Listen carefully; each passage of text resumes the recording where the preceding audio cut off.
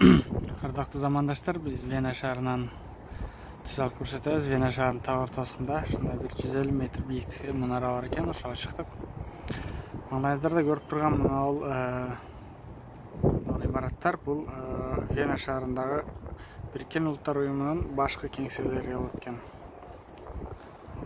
Бириккен Улуттар уюмунун дүйнөдө 3 шаарда башкы кеңселери бар: Нью-Йорк, Женева жана Вена.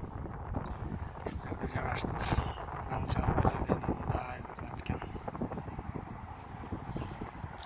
Вена шаарында Дунай деген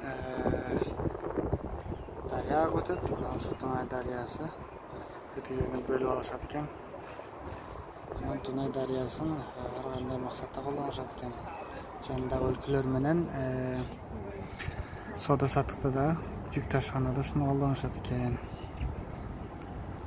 Азыр наркы бетин өтүп көрөбүз. Бул жана Венанын бул жак жагы.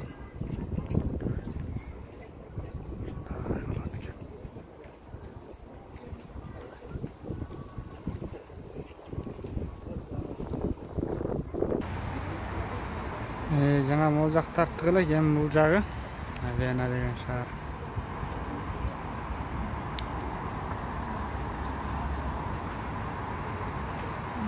Теңдей тоолор бар экен жака элинде. Коз көрүнөт.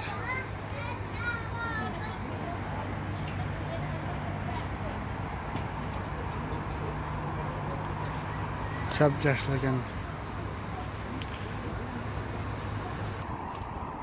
Бул жагы ошо Венанын эң эски борбору экен.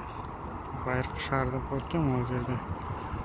Ошол жерде биринчи курулуп баштаган экен, анан ушинтип чоңоюп тур жака.